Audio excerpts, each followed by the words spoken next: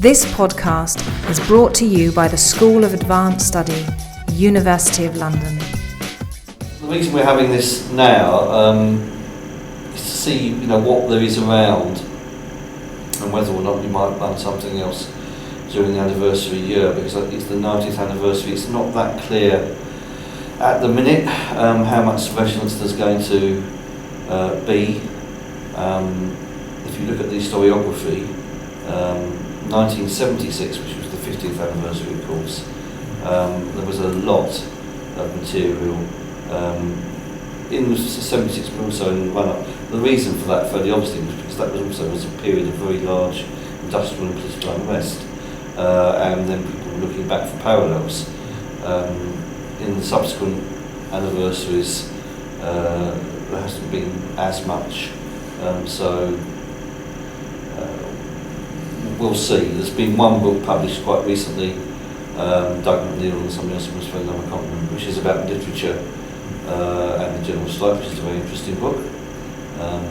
It's out, so it's not cheap, but it is on the catalogue of the British Library, so you can go if you want to read it.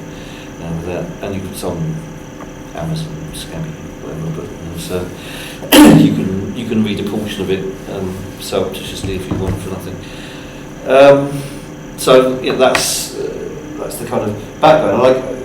One suspects that if it is discussed next year, then a lot of the stuff will be around.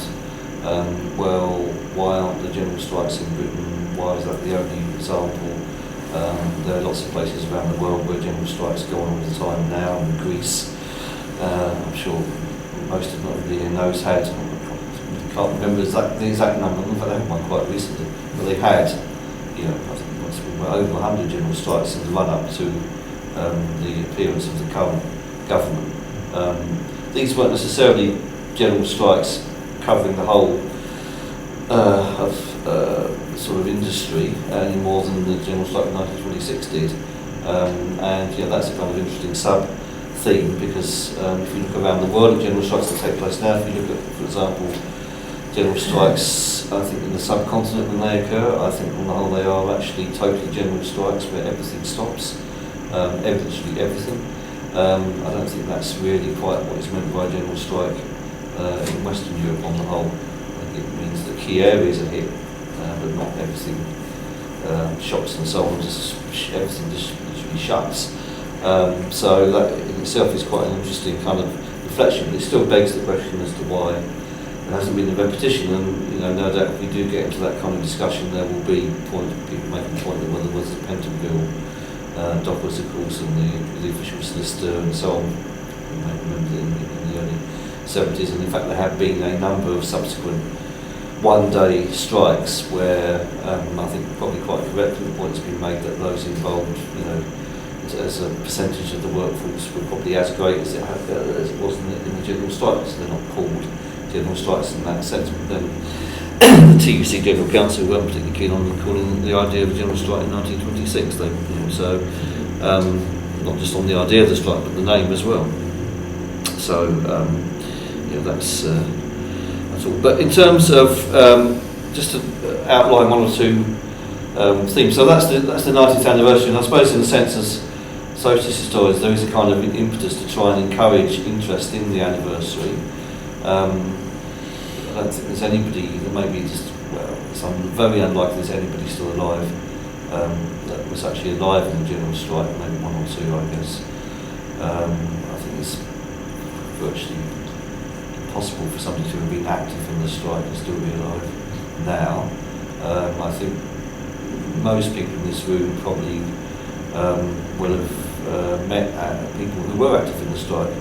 I certainly have, going back over the years, but of course they're dead now. We have their memoirs in some cases, so it's gone beyond living memory now, and it'll be interesting to see what younger people make of the idea, if anything, on the 90th anniversary. And obviously one way of bringing that home is local studies. There are and there continue to be local studies of the general strike in various areas, but there is a huge capacity, I think, to do further work on what happened in a particular area during the general strike. In fact, I probably do want to go on to myself for London, but and maybe even a little bit of South Wales if you're up London. But it seems to me that these are the most interesting areas if we were looking at new research, because lots of local studies have been done already, and frankly, if we wanted to, we could sit here and discuss what it is that a local study about an area that hasn't been done is likely to find. It will be within certain parameters of what did or did not happen. Obviously, the research will indicate precisely what it was, but we'd have a pretty good idea of where it was going to fit, even if we didn't know the area or anything at all about what happened. But I think there are other areas which remain significantly under research. Probably the largest one, and I don't know what I want to say about this, is the lockout itself. There's lots on the actual period of the general strike. There was the lockout, then went on into the late autumn, and there are books, one or two books at the time. There have been stuff since, but in terms of detailed understanding about how that was organised and run and kept going, I think there's not that much. I might be corrected. And if you were to compare it, for example, to an event which would be in the living memory of the 1984 5-month strike, where there was a lot of stuff about how the strike was kept going over the year-long period that it lasted. And that material is kind of out there. I don't think that the comparable stuff from 1926 is there. So I think there's certainly research to do there. Whether there's the material available, I would think there probably is in local records and archives and in local papers and so on to find at least a reasonable amount of material about the lockout in the areas where it was relevant. Another area which again McNeill and actually it's Farrell, the other chap's name, the book on literature for fiction and strike actually touch on themselves is the impact on the Miners' Federation of Great Britain and the impact on the labour movement of both the general strike and the defeat of the miners, not just in the period immediately afterwards, but this it had its impact right the way through, certainly into the 1970s and arguably the 1980s. You can find it quite easily from Martha Skyper saying that the 1972 miners' strike was revenge for 1926, and that was very much in the memory. And Bound's book, of course, about the strike in the North East coalfield touches on some of that, not perhaps as satisfactorily as some of us might like. David Douglas wrote the critique of it, but it's still a very interesting kind of study about the impact on memory and so on. I mean, because the strike was defeated, certainly the impact on the Miners' Federation, with a couple of exceptions, was that it was a right-wing union accepting, working with the employer really, until at least the 1970s. There were two members of the Communist Party on the executive only, and although we often think of the miners as being a very left-wing union in the more recent period, of course, from the period after the general strike right the way through until at least the 1970s, it was not a left-wing union at all. It was a bastion of right-wing labour at the leadership level. So that's some kind of interesting reflection on the impact that the strike had on that and on the wider movement. Well, that I think is probably barely researched, but certainly if you look at stuff around people like Scarborough who became active in the 1950s, it's pretty clear that even though that was 25 years afterwards, the form of activity was to some extent determined by that memory of what had happened to the miners during the general strike. So, again, plenty of scope, I think, for further research in that area. Just a couple more points. One is the mine owners There is stuff on the mine owners in the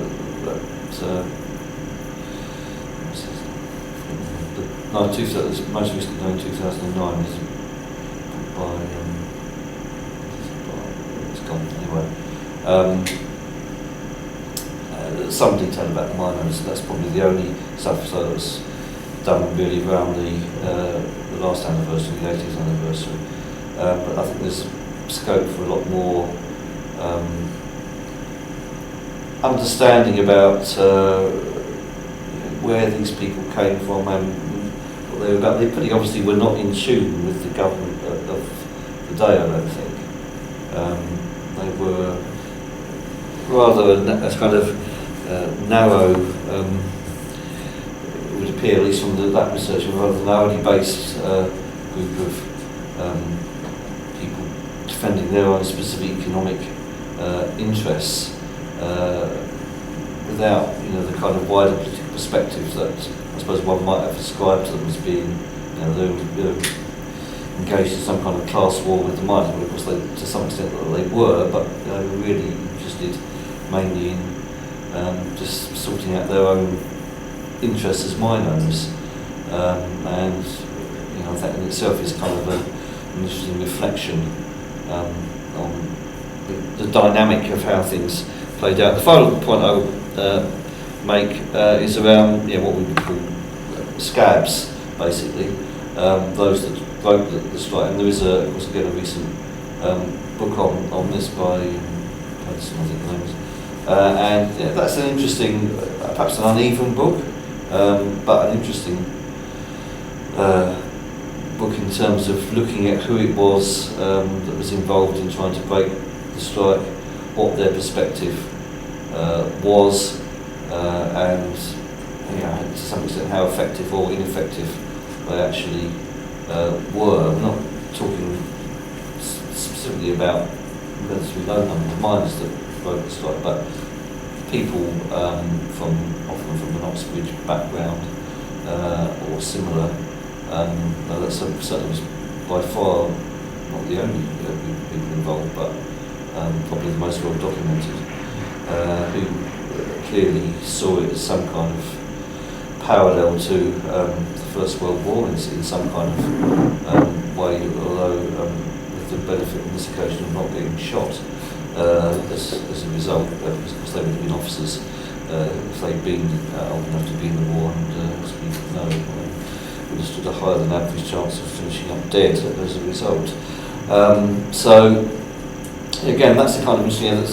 There is some research on both the mine owners and people that broke the strike now, but this research has only been done in the last 5-10 years, and I think there's probably scope for a fair bit more kind of stuff on that kind of area. And the reason I say that is not, again, I think the miners' lockout probably is the key focus, particularly for socialist historians, but just echoing the thought of the late John Saville, I think there is a point about looking at history in a sort of total way of class warfare, if you like, of us and them, and trying to understand how all the forces that were involved on the battlefield here, if you like, were sorting out what they were doing, playing through what their agendas, rather than just looking at the miners' lockout and not looking so much at the employers, not looking so much at people that were trying to break the strike.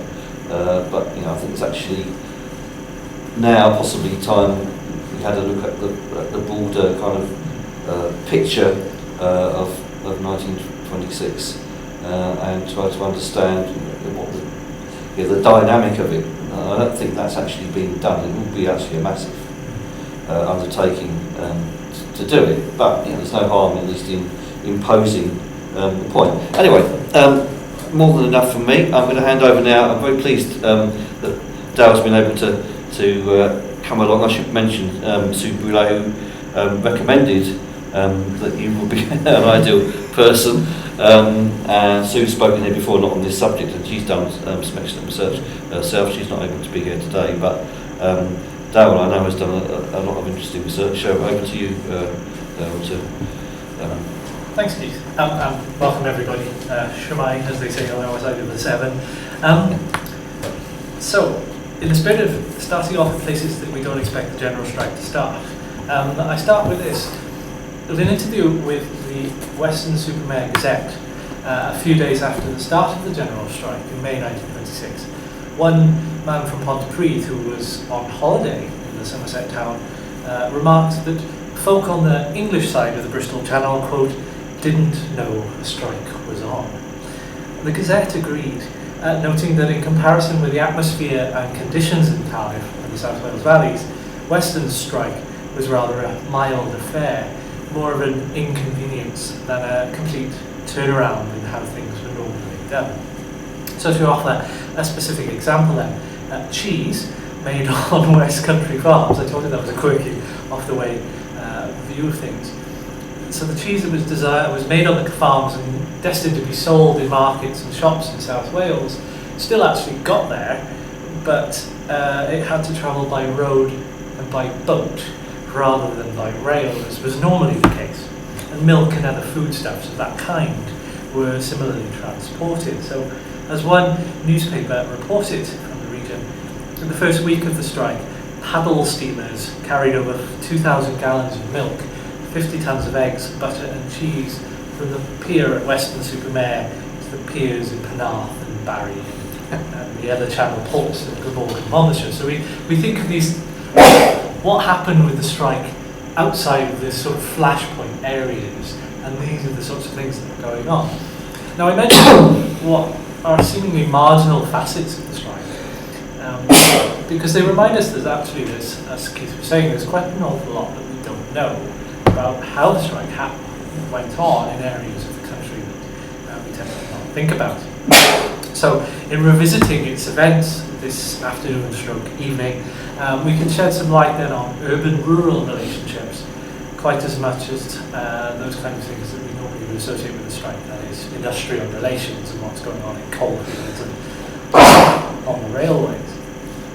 So to put it straightforwardly, the nature of the strike in one part of the country could be quite different from another, even in a region which was so heavily integrated as South Wales and the West Country. And in researching those connections, I'm often struck by a few counterfactuals. Don't worry, I'm not going all Niall Ferguson on you. Clearly, maintaining supply lines of food from the West Country to South Wales enabled those who were resistant to what was happening in the general strike to win, put it simply. What we might ponder would have happened had markets in Cardiff, let alone Tonpandy or Merthyr,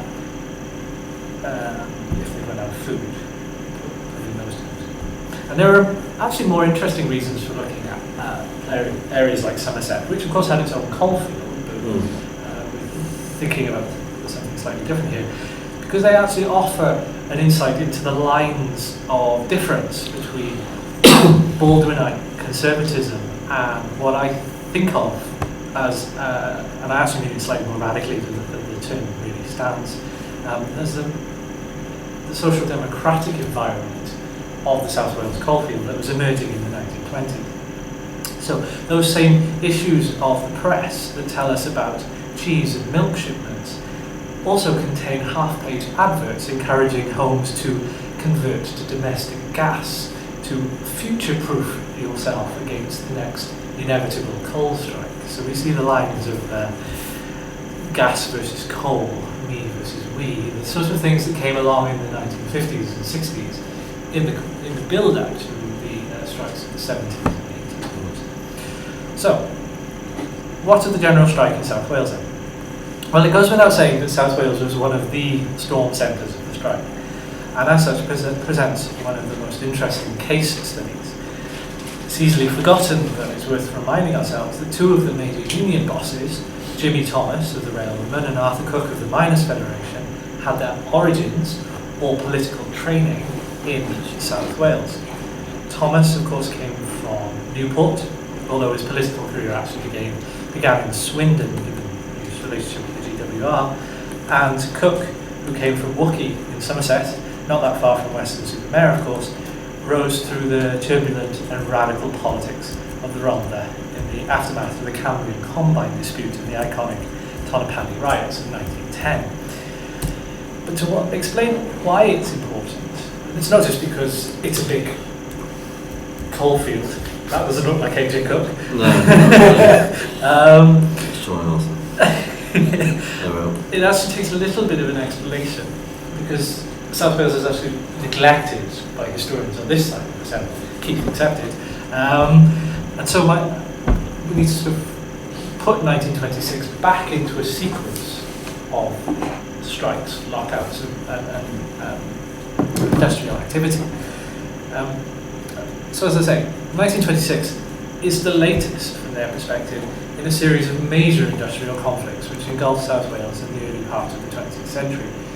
It begins in 1898 with another strike, come Lockout, which saw the formation of the South Wales Miners' Federation towards the end of that year. And this was followed by almost annual strike action in many of the coalfield communities agitating for full federation membership underground.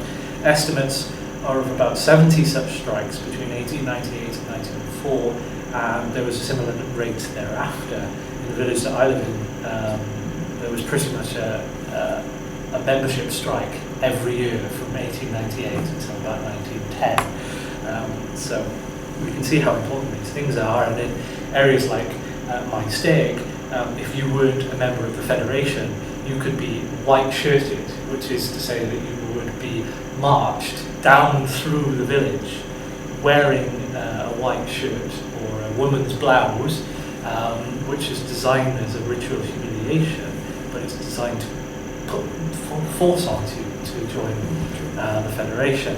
And in fact, in one such membership strike, a few weeks before the Tonypandy riots in November 1910, the landladies of Blaen Clydach and the Clydach Valley, just off the road there, were pressured to evict non-federationists from their lodgings, to put that pressure on them there. So you can see how this tension was building up within that region.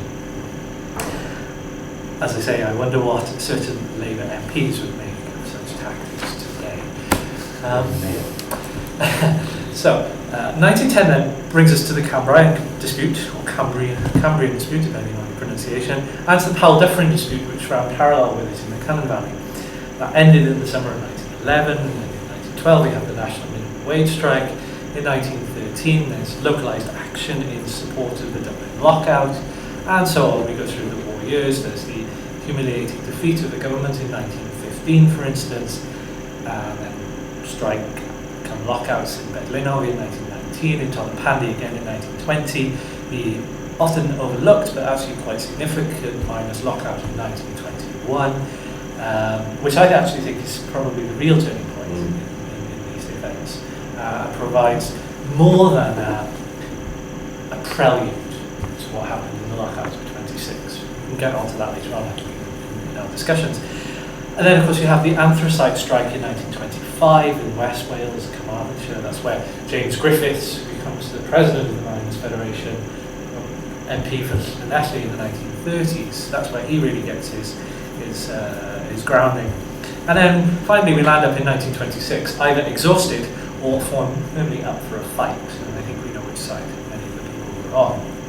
Now, all of that is mirrored by the rise of the Labour Party, which in the South Wales context is substantially complete by 1922.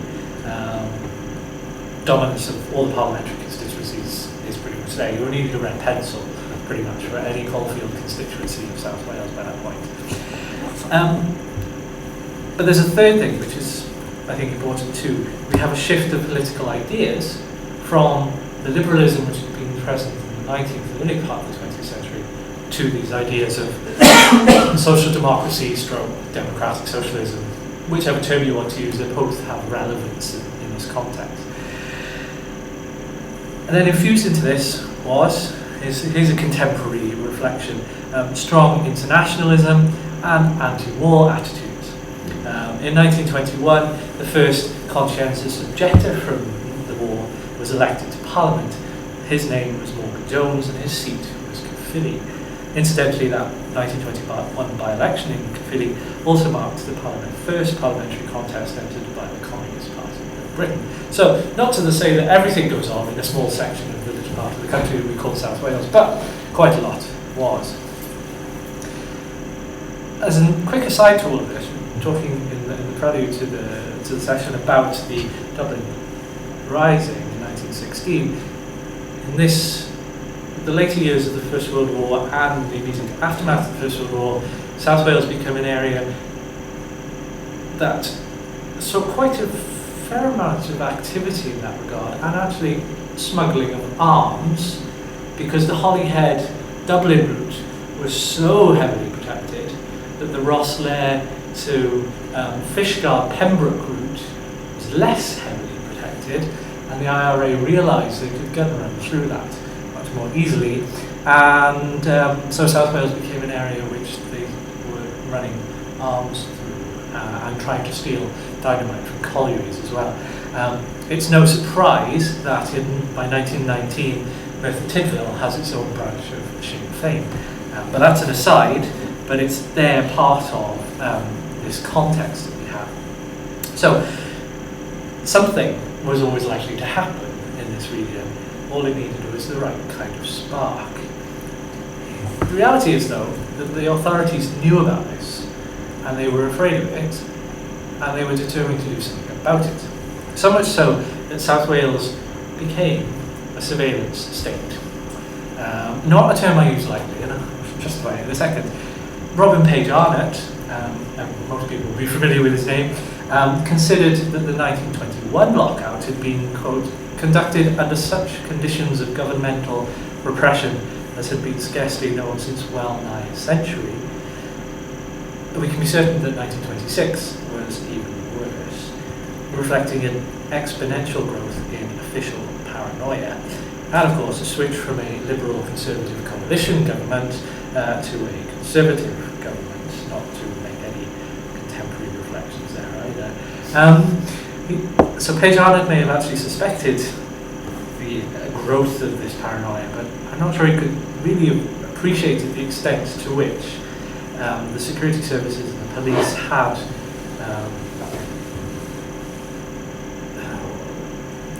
involved themselves in the labour movement.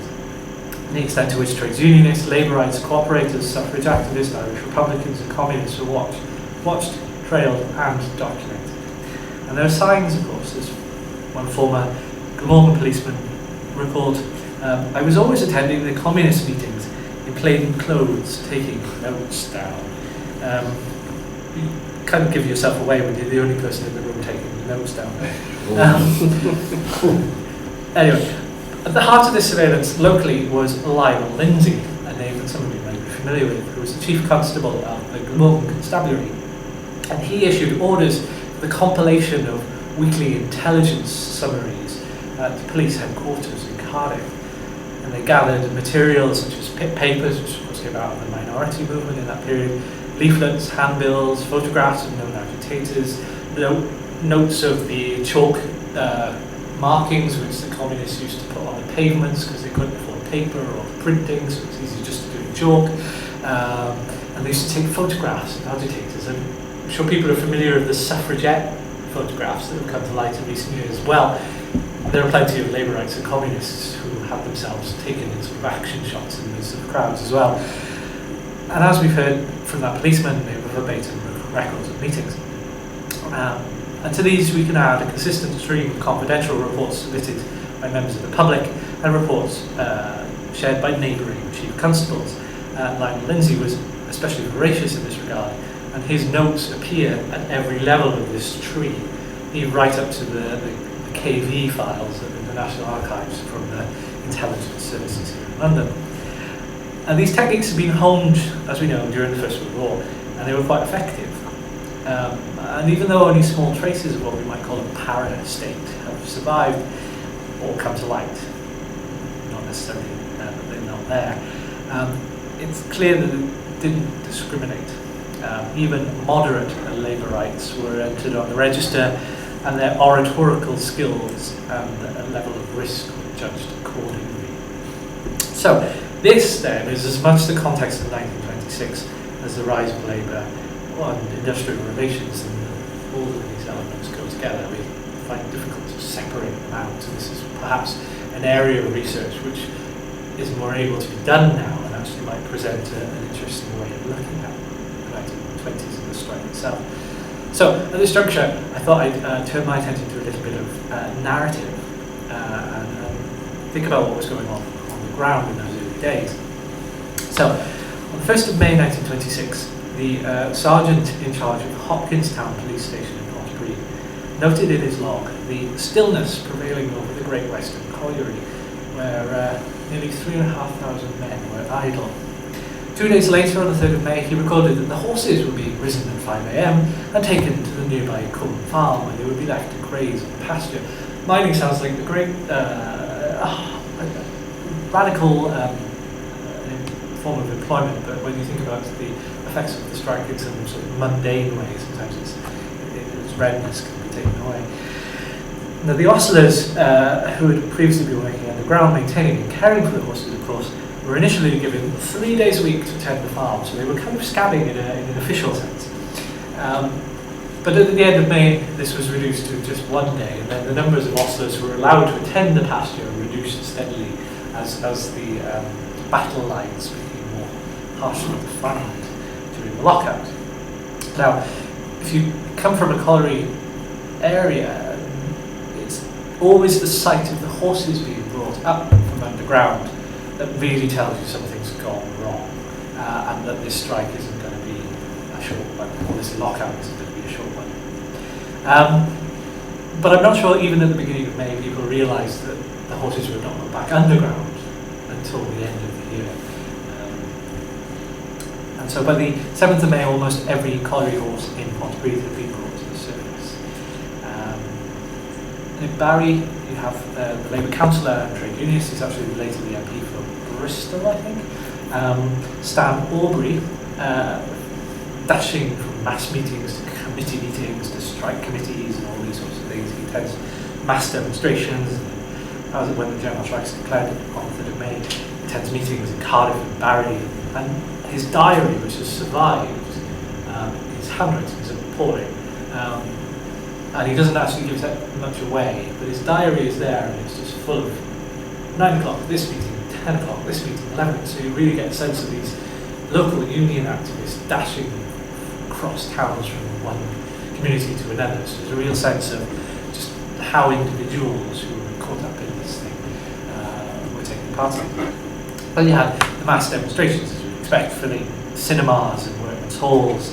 Perhaps an interesting one is a demonstration in Aberdare, where you have the usual trades union lodge banners and things like that.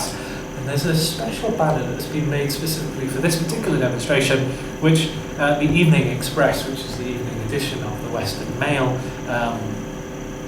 records as a particularly ominous black banner, which bore the inscription "Death Before Starvation," which is kind of tautological, and had a skull and crossbones woven into it. Maybe some of those on their marches at one time.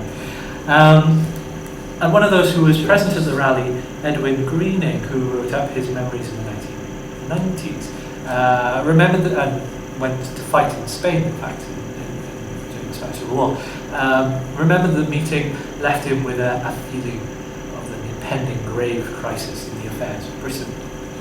And for our Monmouthshire brethren, a meeting, or a rally at the Pavilion Cinema in Abertillery, or as the BBC News likes to call it, Abertillery. Miners cheered when the meeting chairman declared that if any man was going to get us through the present crisis, it was Mr. A.J. Cook. But like all good politicians, Cook himself remained in London. So, there was an eerie silence on that first day of the strike. In Newport, it was felt that the town's atmosphere was akin to Sunday with the shops open. Not sure what Sunday with the shops open is like in Newport these days. Can't be that exciting. In Cardiff, similarly, the city experienced a momentarily different way of life. Never have the streets of Welsh metropolis been so filled with pedestrians in the early morning. Applied one newspaper. I wondered what they make of Sunday morning these days. And the newspaper continues. From all parts of the suburbs there were thousands of pedestrians, and all were cheerfully optimistic. and the better for rising an hour earlier and taking the best of exercises on a bright, sharp morning. Such flippancy without a sense of irony was fairly typical of the Cardiff press, whether liberal or conservative, during the period of the strike. Although it shifted a little bit during the lockout, and that's an interesting point to raise later on. And so by focusing on the minutiae of the everyday, rather than on the major industrial questions, the press were able to maintain the image of a society carrying on as normal, just slightly different. We'll go for a walk today instead of taking the car, dear. But we reflect that the press was being published to appeal directly to loyal middle-class readers of Cardiff and its hinterland, who paid their sixpence for the privilege of reading their own world back at them every day. And the fact that the press carried on printing, not every town or city was able to maintain a daily press. Cardiff did. The Western Mail was very forceful in maintaining its daily publication, and it was maintained by non-unionised labour who got to work with police protection. And the Western Mail knew what they were doing because they knew they would draw a response. And no surprise, the Run the Workers news service reflected in its bulletin, "Britain is firm," it says, but not the Britain referred to in the Western Mail. In Swansea, however, the strikers went one further, offering the following warning. Judas sold Jesus for some pieces of silver and then went and hung himself. The Joint Strike Committee would be delighted to supply the rope necessary for the worms that still remain in to go and do likewise. Don't get on the wrong side of anyone from Swansea.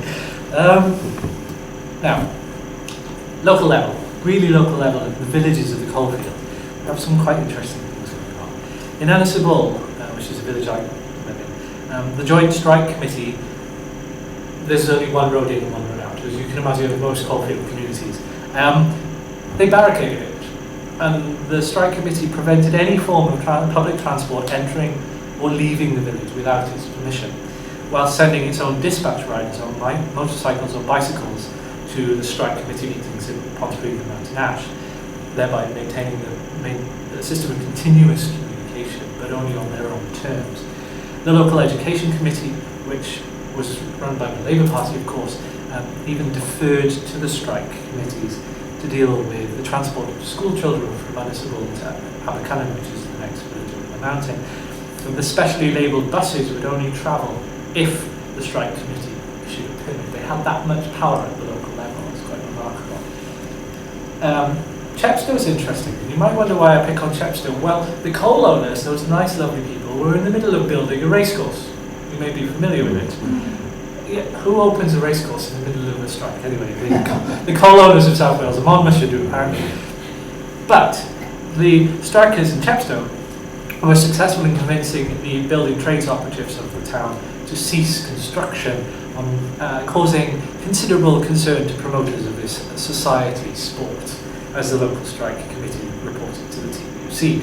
Many of the leading shareholders, as I say, of the racecourse were coal owners. So it was quite interesting. Flashpoints there. And further west, in those Irish seaports like Fishguard, transport ships carrying food and other goods from Ireland were prevented from unloading on their cargo onto the dock by picketers there. So again, the real focus on the food supplies on both sides of the channel, which is an interesting thing. Now,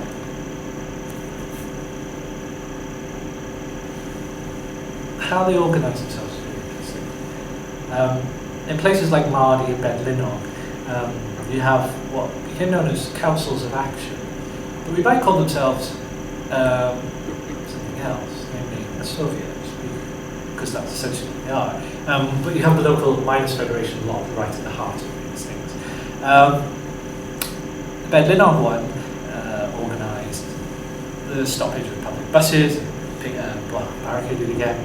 Communicated with the district committees. They formed a women's committee which was dedicated to the provision of food for the village. Again, a parallel that was picked up in the 1980s there. And the committee was also responsible, or the Council of Action rather, was responsible for liaising with teachers to arrange for school feeding during the day, and so forth. And what's really interesting is they were communicating one council of action, one strike committee to another. So there's a real strong network of communication.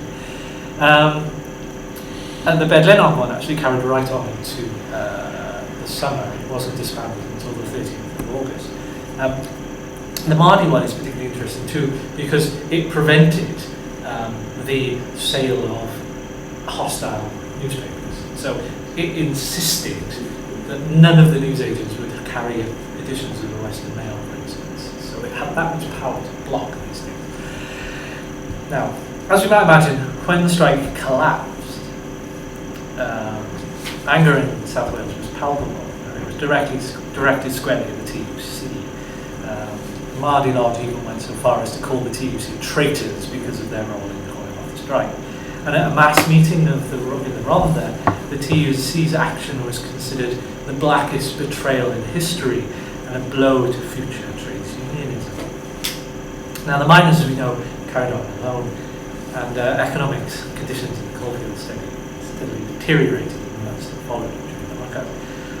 One really feels the stoppage, wrote a cinema manager from Porth on the 17th of May. There is no money about. There was no money about for months, years in fact afterwards. And actually, it's worth pausing here to think about why there's not been a general strike since. And I think, to me at least, the reason is that the miners felt themselves able to largely do these things on their own. They felt that, well, we carried on then, we have enough power in other positions to carry on these strikes on our own. And it may actually be that the action there, and think back to the 1921 Black Friday, that these realizations, the miners went, we can't rely on you, so why should we be bothered? In fact, at the local level, the NUR and the railwaymen were actually quite willing to carry on, and they themselves sent letters quite hostile to what had gone on, but of course they were ordered back, and they couldn't really know how to carry on. So that's a lot of exposition and narrative, which I hope gives us a flavour of what was going on. But I wanted to conclude with some sense of meaning, because it seems to me that actually what was going on, at least in South Wales in 1926, was revolutionary in nature. Even if obviously it didn't ultimately end up in a full-blown revolution. And the reason it's revolutionary is because there's three key influences on it, and on South Walian political culture by this point. We have the French Revolution, the Russian Revolution, and the American Civil War. The Russian Revolution, I think, needs little explanation. That's really fairly straightforward. And of the American Civil War, what I want to suggest here, really leave it alongside of it, is remind ourselves that 1913 was the 50th anniversary of the start of that conflict. And several of the more intellectual union leaders, such as T.I. Marley Jones, who became the Pontypridd MP in the 1920s, he was so intellectual he managed to shoot himself in the eye, but that's another matter. He was addressing audiences in 1913 about the relevance of Lincoln's fight against slavery in the 1860s to contemporary need to release the slaves of the lamp, which is a phrase which became very common, emerged in Aberdare during the Powell Dufferin dispute of 1910, after a particular phrase, I think. So to release the contemporary slaves of the lamp from the clutches of capitalism. So the sense of the direct parallels there infused parts of the political culture. And as for the French Revolution, well, I suppose revolutions is the plural really. There are several borrowings which are quite interesting. Barricades are an obvious one. Those of you who've read Eric Kazan's recent work on barricades, that offers a really nice comparison between the two. And that's, I think, what roadblocks were about, at least in some sense. And then you have the role of the Marseillaise.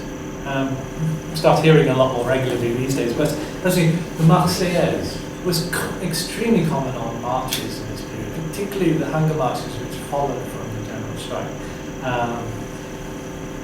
And especially, actually, from the men of Monmouthshire, as they marched down the hills, and a very kind of echo of the Chartists, as they were marching down to join the hunger marches which came across South Wales and came to London.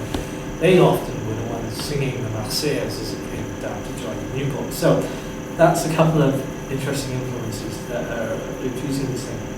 I suppose what I'm really getting at is that for all its apparently alien character, and it's alien because historians tend to focus on the industrial north, less so actually London, interestingly enough. London sort of appears, but it's not necessarily looked at on the grassroots level in the same way.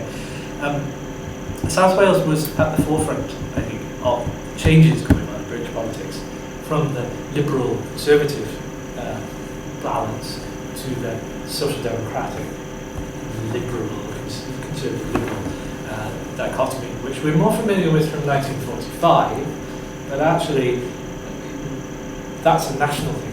If we're looking at particular regions, things don't always happen at the same point. So I think South Wales gets ahead of a lot of the country in that respect. And that's really what the revolution is going on at that time. And really what the strike is important about is because it exposes the fact that workers could run services, the local state, if you will, perfectly well by themselves. And it also solidified, I think, the sense that the state is hostile to us. It took a very long time for that attitude to be overcome. And you know, the more we revisit the 1926, the more modern it seems, I think. So I'll leave us with this particular observation made by the acting Cabinet Secretary, Tom Jones. No, not the more famous one from God's Breed, but actually a boy made good from Rumney. Sorry, I had to make that joke. So, it's impossible not to feel the contrast between the reception which ministers give to a body of owners and a body of miners. Ministers are at ease at once with the former. They are friends jointly exploiting a situation. Who's that short, as they say? Thank you very much. Thanks very much, Dale. That's really interesting. Presumably you're aiming to get it published at some point somewhere. Yeah, well, I was supposed to be writing a book, but it takes a while. It does. You have the will and then you lose it and it comes back and goes away and all that stuff. Okay, but still we've got something there. So, we can open up now for points people want. I mean, it's posted as a round table, so don't feel you necessarily need to direct something at the top table if you like. I mean, if you want to make a point, by all means that's fine. So, whoever wants to. Can I make sort of three little points that have come up in that? You mentioned the control that they had over the papers. They didn't allow the local papers to use it. What about the national papers? They experienced a similar kind of blockage down the line, essentially, because they had to be carried. They had to be carried in to the coalfields. And so they might have got to Pontypridd train station or to somewhere which was the main obvious distribution point, and then they just refused to carry them for that. So. I just wonder whether there's a difference between, shall we say, the News Chronicle and the well, the one that the Telegraph Morning Post, wasn't it? Yeah, probably it was porous enough to let through sympathetic press coverage. I don't know how sympathetic the News Chronicle was. Yeah. The second point was about 1863, and this comparison, this reference back to the American Civil War. Yeah. Now, I just wondered whether that had any link to the fact that in the 30s, C.L.R. James, speaking in South Wales, had apparently a great following. You know, he got huge meetings, and it was just a query about that. I'm not sure. Although the interesting thing about that period is, of course, you've got James, and then you've got Paul Robeson as his presence in the coalfield. So I think what was going on the 1915 period, making people aware of America and why that conflict had happened, and that then had its cumulative effect, so that by the time James was getting there, we were aware of. And what's really a shame is that we don't have more of the books and pamphlets that have been in workmen's halls. To know that people were able to access materials about those other parts of the world. I think that's a real loss, and I think that would perhaps help explain why James and Paul Robeson, and in a much later period Nelson Mandela, had such a positive reaction, which is actually not to say that there was no racism in that, but politically aware, I think, is what was there. And my final point was about songs. The Marseillaise, what is interesting is that the Internationale only appears, you see, much, much later, I think, in a popular sense. And likewise even the red flag, because all the earlier period is what's so extraordinary about all the French stuff, you know. The early period, the Marseillaise was what was the thing that was sung. I don't quite know what words they sang to it, but they did sing the Marseillaise. Yeah. And when I explained to French comrades, you know, that, oh well, you know, the Marseillaise was the song of the revolutionaries and the radicals in Britain, they look horrified because, of course, they associated with the most extreme right wing. Yeah, I think that's what's really interesting, and Marion Liffler has done some interesting work about early translations of the Marseillaise into Welsh. Oh, no. At the end of the 18th century, early 19th century. You do get reissues of those translations in the early part of the 20th century. But you're right, the Marseillaise is the song all the way through, through the Chartists onwards, really. What I find particularly interesting is the way in which it's always noted in the Hunger March diaries that when they get into Monmouthshire, that's associated with. So not so much in Glamorgan, but more so in Monmouthshire. That's an interesting thing which I need to explore later. Monmouth Rising? Could be, yeah. Then the echoes, they do deliberately conduct the Hunger Marches in such a way as each time it is echoing the Chartist march from the hills into Newport in 1839, that sort of echo there. But the way in which the Marseillaise then is infused overlaid into that adds a particular interest. And there are the other major song, of course, is two songs really. Is Come From There and March of the Men of Harlech. Usually, a March of the Men of Harlech is the other revolutionary song, if you will.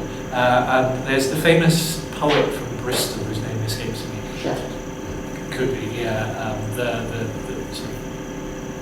And he himself writes various versions of words to accompany the Men of Harlech. And his songbooks and his things are held in Bristol. You can maybe get the songbook, printed versions here in London as well. He provides words for it as well. So that song is clearly part of not just South Walian political radicalism, but also the Southwest as well. So it's kind of interesting interplay between the two regions again. Interesting. Yes. Thanks, Sal. That's really interesting.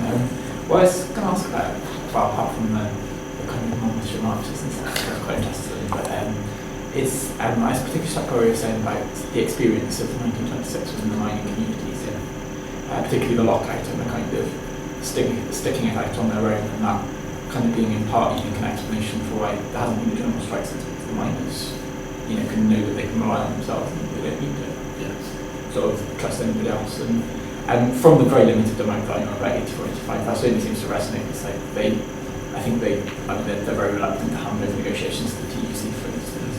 So I was wondering, this may be taking you quite a bit out of look at 84, 85, but if this is the case in 84, 85, why is it you think that the memory of sticking it out on their own in 1926 is stronger than the memory of all the, say, engineering workers coming to their aid in 72, 74, which is obviously much more recent, there's much more living memory of?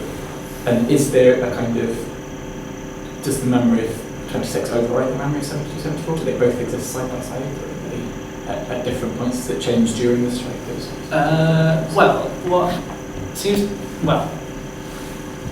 This opens up a whole new spectrum, which is that in the 1950s, the South Wales area in UM began running its own education classes, which were initially actually run by Ronnie Frankenberg, who people will know here. But then they were revived in the early 70s by Hal Francis. And that is the period in which his research, Di Smith's research, which is all about the rebuilding of the Fed after 1926, basically blown apart and they have to rebuild itself. And the work that they're doing on the Fed, that iconic book, which is given around as prizes during the 84-85 strike. I seem to recall reading something about the Stoke Newington Communist Party having a competition to raise funds for the strike fund by raffling off a copy of The Fed, signed by the two authors. Anyway, that book and the classes which helped fuel it brought into focus the events of 1996. And that book was the day schools run by Llafur, the day release classes that the South Wales area were engaging in that period were all focused essentially on tactics that can be employed in industrial activity, state-out strikes, lockouts. How do you respond to a lockout? How do you maintain momentum and cohesion during the lockout? So 36, 34, 35, those periods really focusing on.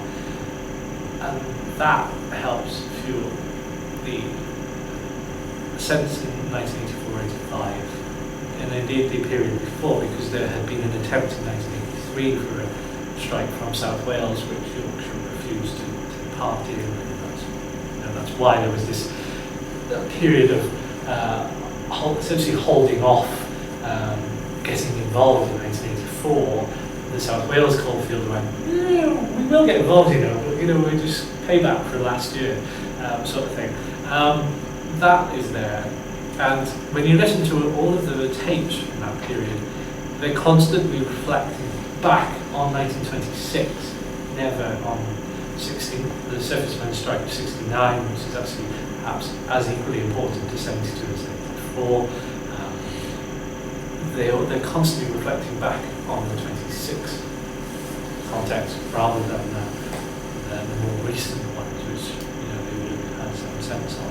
So I think basically the history that had been begun to emerge in the 70s, the written labour histories of that period, really did focus on the interwarriors in a way that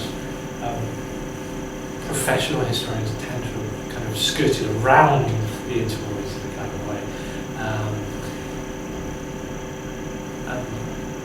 And they're using that to train people to focus their attention on that. So I think it all came out in 84-85.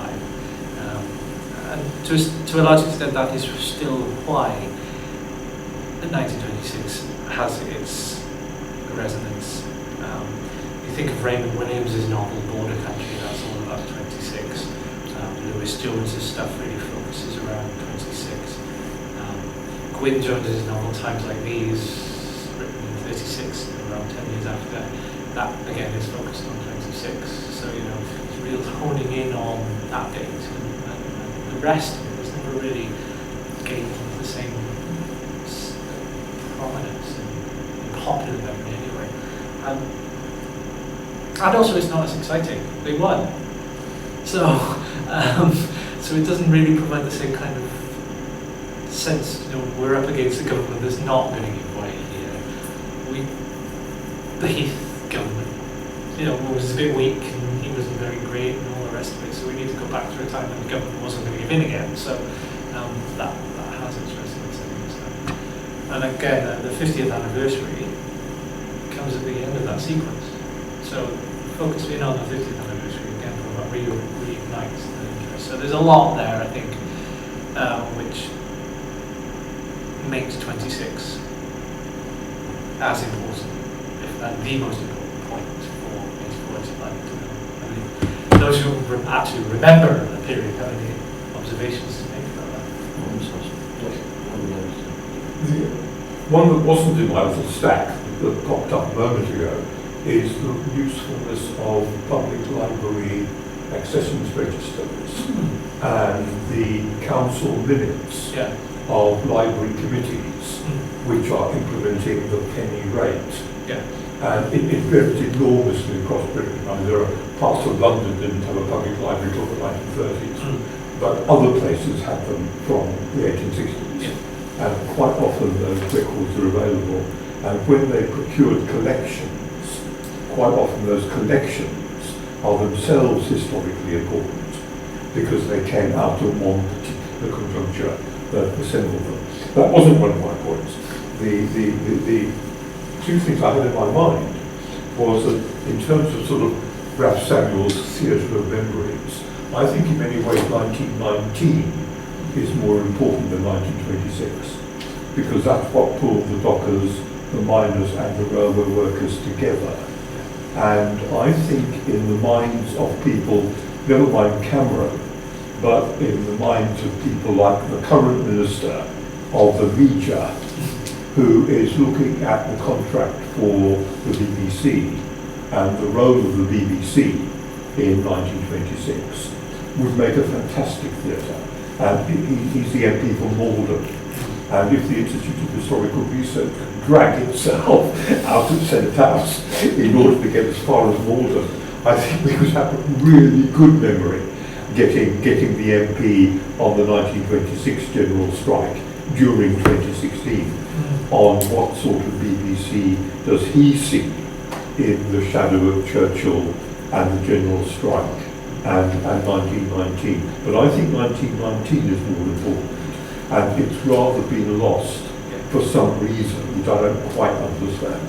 Possibly to do with the race riots, the race riots which exploded in parts of the country. Yeah, but you have that in South Africa. You have miners unite to keep South Africa white. Absolutely. So race is not anything absolutely structurally fundamental. It's one of the ones that comes and goes. Sure.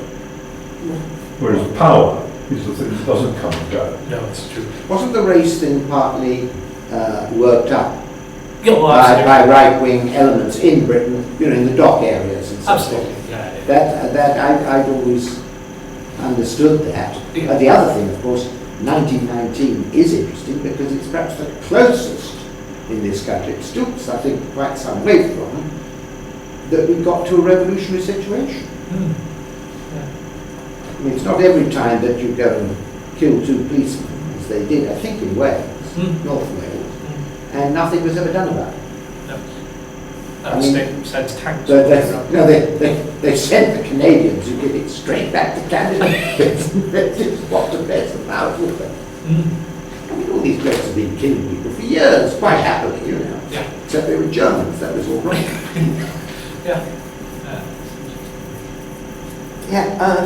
I mean, on the more question of general strikes in general, there was always the abortive GCHQ strike.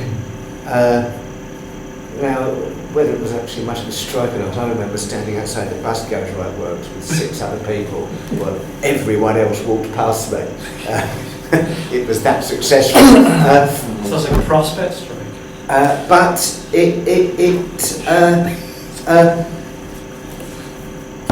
I mean, it comes. The real question here is the question of the trade union bureaucracy, isn't it? I mean, and the power of the bureaucracy.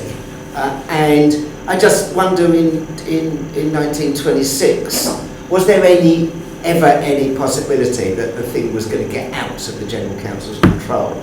I don't get the impression that there was, you know, I mean, it's sort of, and I suppose, given the nature of the trade union bureaucracy, and then the kind of, the bureaucracy of the, you know, the kind of the confederation of trade unions that goes on top of that, then they're only ever going to protest, aren't they? You know what I mean? And as soon as, and whereas the government realises the danger, whereas they don't realise the danger, or, yeah, etc., etc. So I don't know. I suppose it makes me wonder. You know, it makes me wonder about, you know, people who go around chanting "TUC, get off your knees, call the general strike," and things, you know, and one day general strike, and this sort of thing. You know, that while the British idea of general strike is still firmly entrenched in the bureaucratic structure, then I'm almost frightened of what would happen if they did call one, you know, I mean, because it's like kind of pulling the tiger's tail and then trying to run away.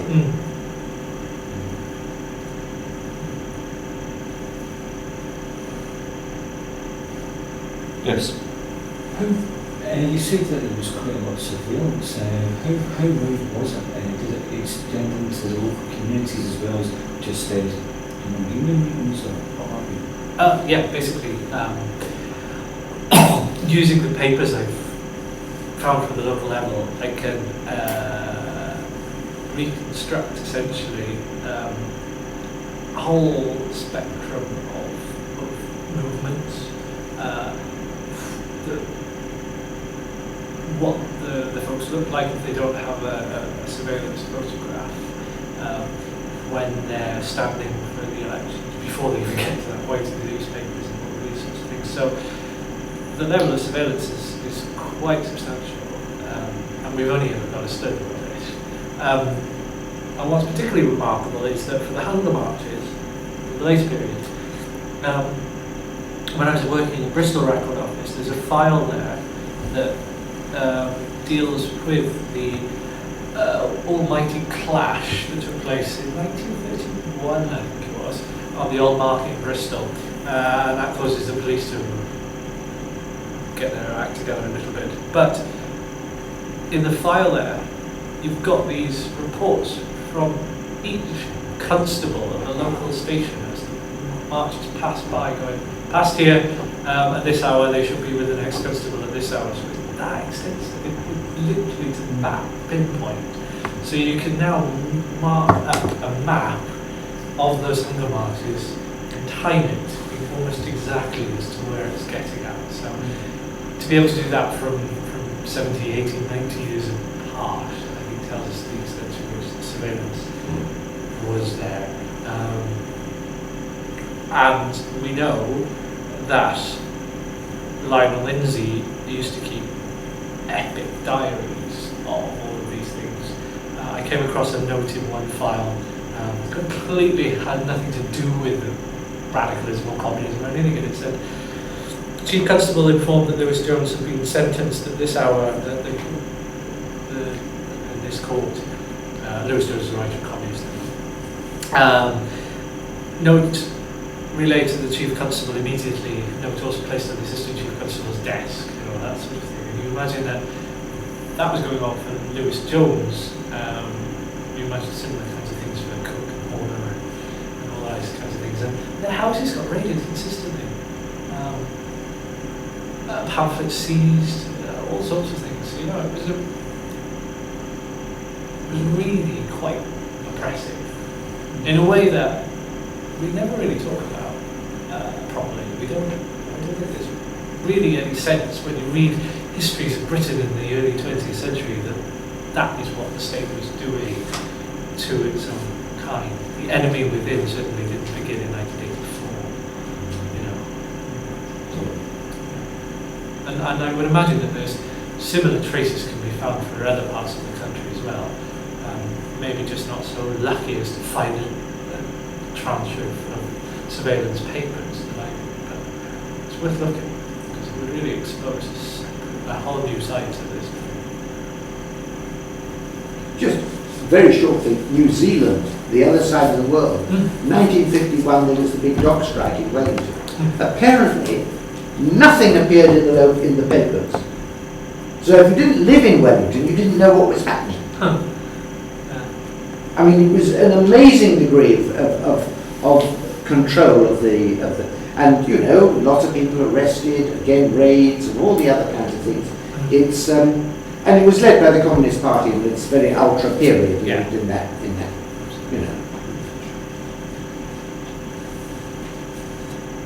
The one thing that we haven't mentioned yet, which I briefly mentioned, I don't want to take this from the 19th hole too long.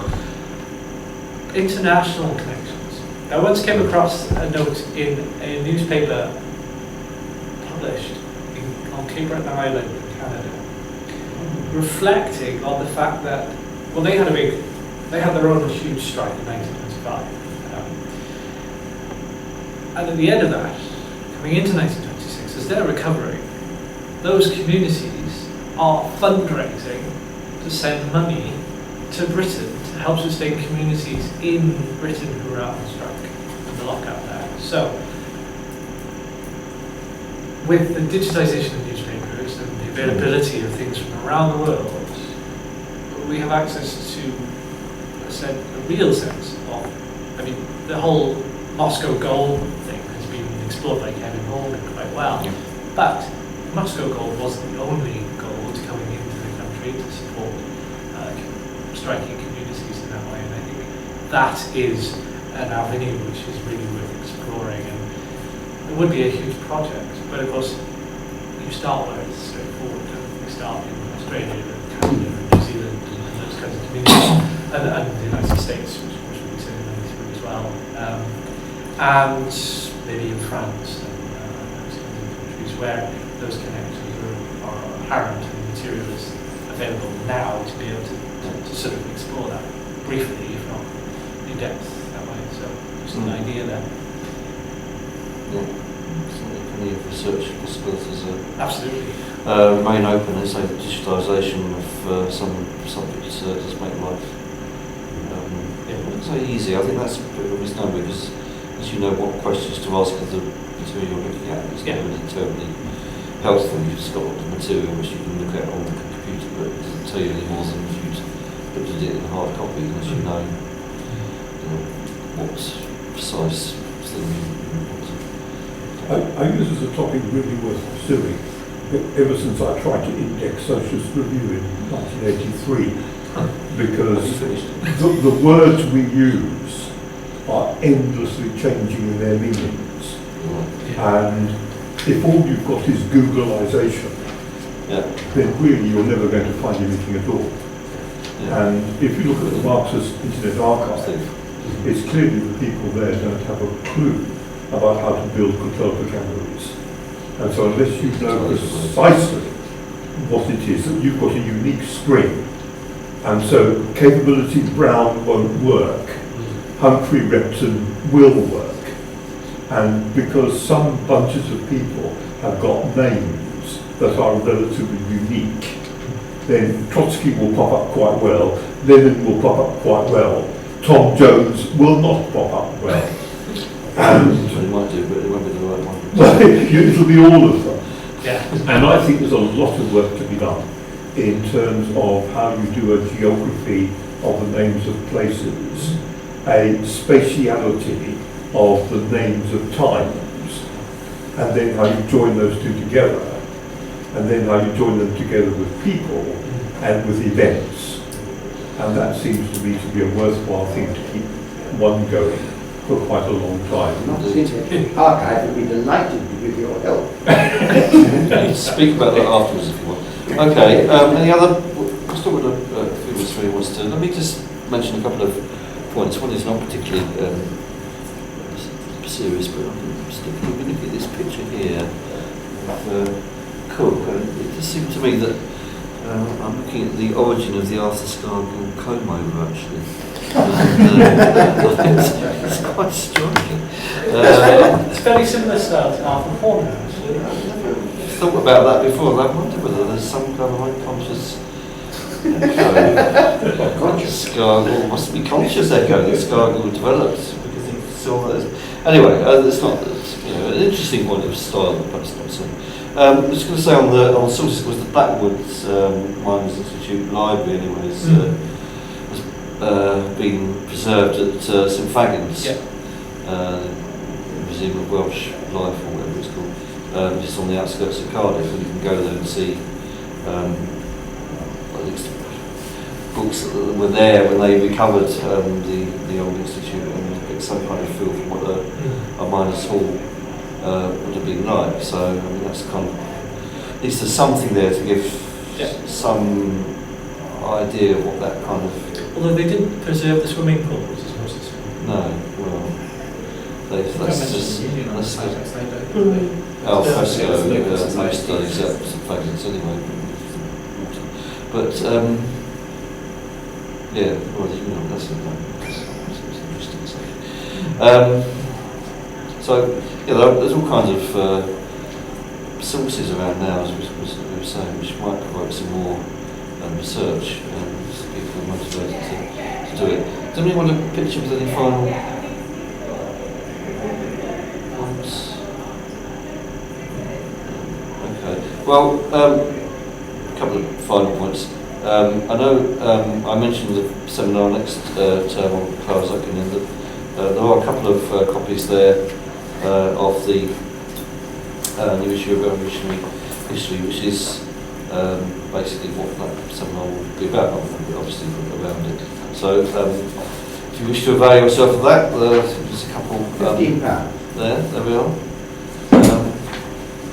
If you have to sign the register, please do so. It's probably near the middle of the sheet. It's very confusingly done.